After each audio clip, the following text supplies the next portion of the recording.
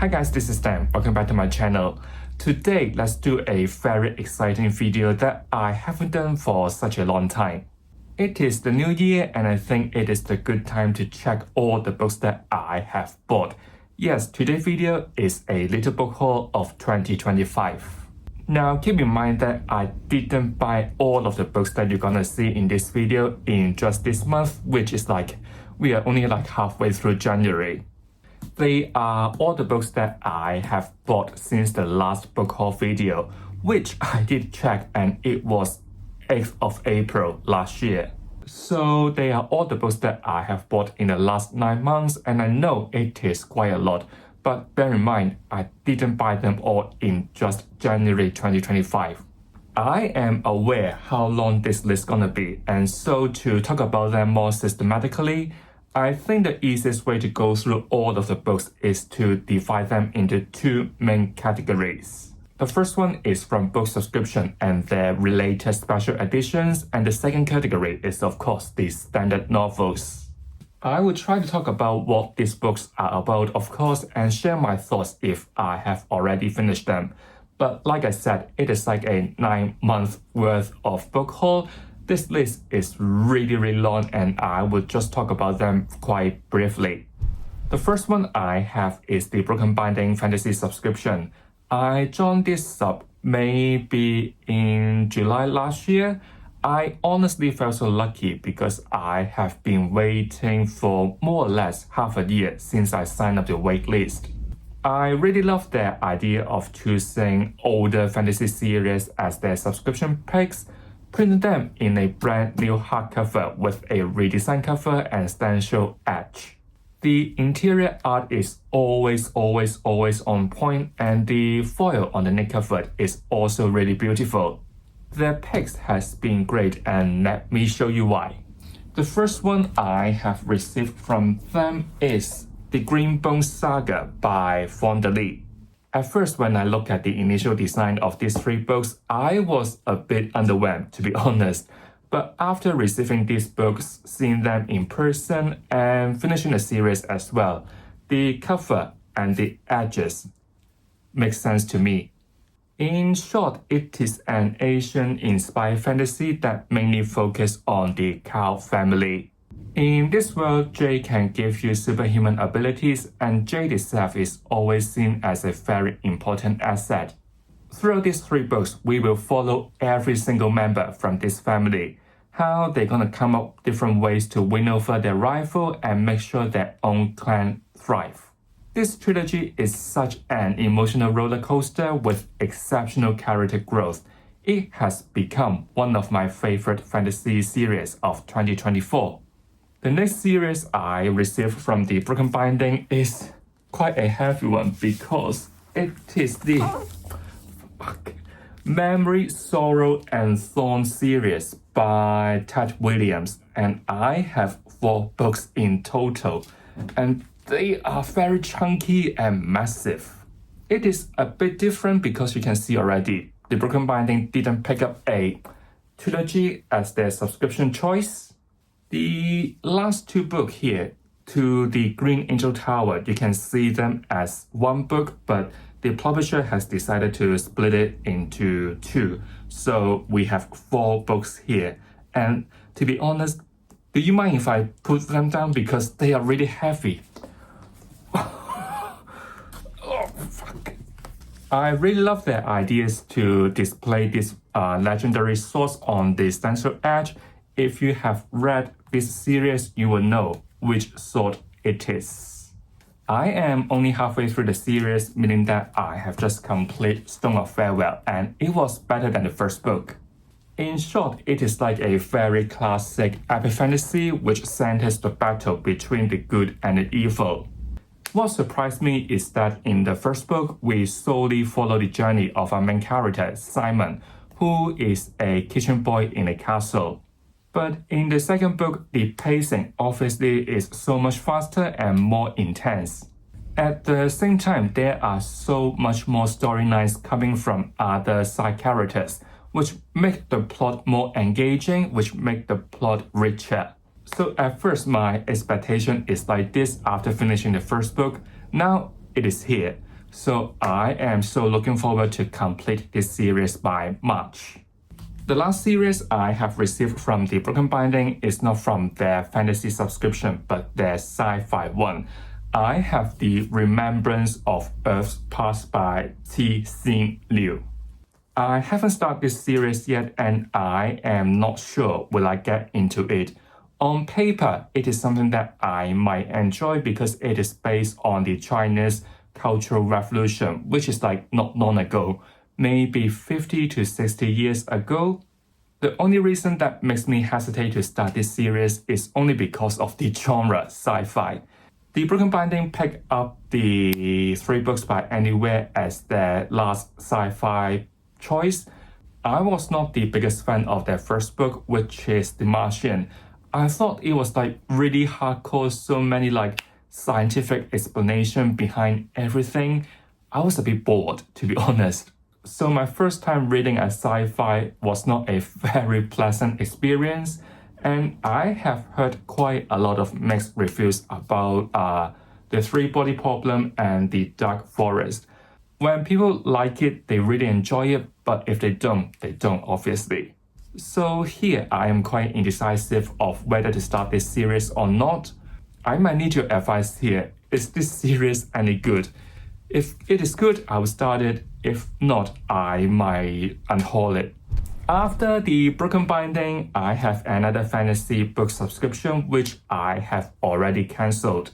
It is the Gospel GSFF. It was December last year I made this decision. Like I said before, GSFF is such a diverse subscription. Of course you can get fantasy, of course you can get sci-fi from them. But it also comes with different subgenre, let's say horror, let's say mystery, let's say thriller, let's say fantasy romance. So I would say the spectrum of genre you can get from them is really broad. But after more or less half a year into this subscription, I started to realize what sort of books I am into. If I am really curious about certain titles, they will be great.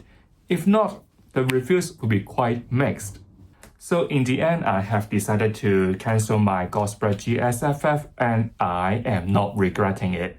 If there are any exciting books coming from the GSFF, I might wait and see will it be available later for like a general sale, or maybe I will have a look from the private sellers. Usually it is not too hard to get a copy. Because of this decision, I have already unhauled some of the books that I am not interested in, and they won't be mentioned here. So the survivors, I have the first book of the Soulbound saga, which is Dragon Rider by Taran Matharu. This is the only book that I have ever received from them that got a slipcase, which makes this whole book more special. If you can't tell by the title of this book, it is of course about the dragons. It is sort of like the Memory, Sorrow and Thorn series, but this time it is more political. Jay, our main character, is a servant to the old king, and all of a sudden he was drawn into a massive political game. I love the magic system in this world. I like the idea of you need to reach certain levels to unlock certain abilities. I look forward to the sequel, which is called The Tainted Knockup, The Tainted Count, which gonna release in April this year. Speaking of, I need to mark the date down in my diary. The next one I have is The Night Ends with Fire by K.X. Sung, which is the first book of the series with the same title. It is an Asian-inspired historical fantasy which was again inspired by Mulan. Mei Lin, our main character, is a girl and disguised as a man to join the army, but then, again and again, she was entangled with all the political schemes with these 3 kingdoms in this world. Compared to the last couple of books I have mentioned, this one got slightly more romantic elements into the story. It is a decent book that I don't hate. I guess the only way to find out whether I am liking it or not is to check the sequel out. I have just checked. The sequel is called The Dragon Wakes with Thunder, which gonna be released in August this year. I am not sure will I pick that book up yet. If I have time, I may, because this one reads really fast. The last one I have from Gosbra is Strange Beasts by Susan J. Morris. I got this one in October, and this is actually a surprise to me. This one is more like a seasonal read, meaning that it is leaning more towards the horror side. This one is about Sam and Hal investigate a series of brutal murders in Paris in the 19th century. But these murders were associated with a monster. So you can imagine this adventure gonna be full of mysteries, thrillers, and actions. I also like this pair of characters. Their chemistry did work for me, and I enjoyed this kind of slow burn romance from them. It is so rare for me to make such a comment. So I kind of look forward what else can Susan J. Morris will bring in the future. Other than getting the books from the GSFF, I also ordered some signed copies. The first one I have is the Silver Blood Promise by James Logan, the first book of the Last Legacy series. This is about our main character, Lucan, who wants to find out the truth of his father's mysterious death. He would travel to a new city, meeting some companions or enemies to investigate the code left by his father. But he wouldn't expect there would be a bigger political scheme in the city. I enjoy this investigation and the exploration with Lucan. There are just so many things to see in this new city, Safrona. With every friends and companions he have met along the way, there are just so many laughs and joys. Of course, there will also be some really intense action moments that you don't want to put this book down. So I look forward to the sequel, which is called The Blackfire Blade, which gonna release in October this year. The last one I have got from Gosbra is this one, A Tide of Black Steel by Anthony Ryan. I honestly have no idea what this book is about. The only thing I know is this author is really well known for his Norse myth-inspired fantasies. I think this series is new, and this book was published in September last year. Around that time, Gosbra did a sale for the National Book Day, and that is the reason why I got this one with a discount they provided. And this is also a good starting point to me to understand more about this author, but currently I am not feeling for Norse myth-inspired fantasy, so this book is not on my priority list. The next book subscription I have is the Adult Fairy Loot, which I joined in September last year. I am actually thinking to cancel this subscription because the pics are not really my type, and I have used quite a lot of skips already. As a special edition from a book subscription, don't hate me for saying it, I think actually Fairy Loot can up their game much more. So since I joined the Adult Fairy Loot, I have received 3 books from them, and as you can see, for these 3 books, the stencil edge actually looks quite similar. They all share some kind of similar patterns, you may have noticed. And also if you compare Fairy Loot to the other 2 book subscriptions I have mentioned, the Broken Binding or the Gosbra GSFF, you will understand why I would say you can bring much more for the stencil edge. It looks quite, you can, the interior art is beautiful, don't get me wrong, but maybe I am spoiled by the Broken Binding. I just find the Fairy Loot one can be on another level. But never mind, let's talk about these 3 books. The first one I have ever received from the Fairy Loot adult box is The Gods Below by Andre Stewart. This is the first book of the Hollow Covenant series, but I haven't started this series yet, so I don't think I can make that much comments here. This one is like a Finding Sister story in a world that gemstones can give you special abilities. I can't really say much here because this is all I can learn from the synopsis on Goodreads. Next, I have a surprise, and it is Sorcery and Small Magics by Margaret Ducey, the first book of the Wilder Song trilogy from their October box. Even though it is not advertised as a cozy fantasy, I sort of feel like it is. It is about our main character, Leo, who is like a master of small magics, but one day he mixed up a grand spell, making him tied up to his long-term nemesis called Grimm. So they have to find a way to undo this magic. I like this little adventure with Grimm and Leo. At the same time, they have to confront their past, even though they are long-term nemesis. And as a result, they have to slowly opening up their feelings to each other. I enjoy the chemistry brought by them, and character development is great too, which is a total surprise to me because I didn't expect I would love this one so much, and I look forward to the sequels as well. The last one I have is The Teller of Small Fortunes by Julie Leung from their November box. I haven't started this one yet, but I have already heard quite a lot of positive ratings about it. This one is like a proper cozy fantasy, which is about Tao, a small fortune teller, who would meet different companions along the journey and sharing their stories to each other. People would compare this one to other successful cozy fantasy like Legends and Latte, so I kind of have some expectation for this one. What good about this one is like, you can tell already, it is not long, and I think it will be a perfect palate cleanser from other epic fantasy I'm going to read. The last fantasy subscription I have is a bit different. It is not a monthly subscription, but a quarterly one, and it is called Inkstone. Same as Ghostblood, their books are always signed and numbered first edition, but only limits to 750 copies, so in a way, they are more inclusive. The first book I have received from them is Blood of the Old Kings by Sung Il Kim, the first book of the Bleeding Empire series.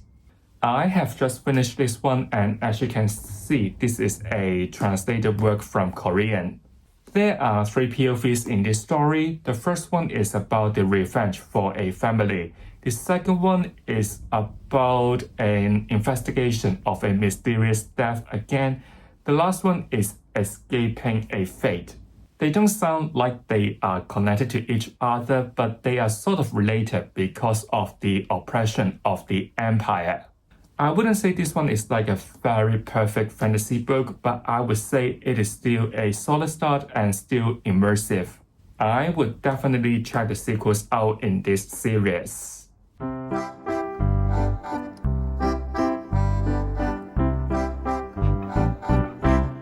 Apart from subscription books from subscription, I have other special editions. The first one I have is the book that broke the world by Mark Lawrence, the second book of the library series. I really like the essential edge of the first 2 books, and I can't wait to have a matching set from the Lock Library. In short, of course, this one is about a library, which got so many books and knowledge in it. Our main character, Lafira and Eva, would discover the true nature of it through time traveling, which is an element I didn't expect. The last book, which is called The Book That Held Her Heart, gonna be out in April this year, and I hope we will have some news from the Lock Library about the matching set soon. I also got some exclusives from Waterstones, but I haven't started this book yet. The first one I have is House of Flame and Shadows by Sarah J. Maas, the 3rd book of the Crescent City trilogy. I think the exclusives of this series in different bookshops will got different extra chapter. I plan to read the 2nd book of this series in February, which is next month, as a special project for Valentine's Day. If you remember, I read the 1st book of the Crescent City as a special project for Valentine's Day last year because I haven't read any romanticy before and I thought it's gonna be special. So I keep the tradition and to start the 2nd book next month, and this one, I think we might need to wait next year to complete it. The next 2 from Waterstones are both new release, which is exciting. So firstly, I have Wind and Truth by Brandon Sanderson, the 5th novel of the Stormlight Archive. I will get into this one once I finish the Mistborn Era 2, which is the only series that I haven't completed in the Cosmere. The last one I have from Waterstones is A Language of Dragons by S.F. Williamson. This one is a YA fantasy which on paper promising so much. Obviously from the title, from the cover, you can tell this is about dragon but set in a dark academia world with so many twists. Not sure how this gonna be like, so I can't wait to start this one.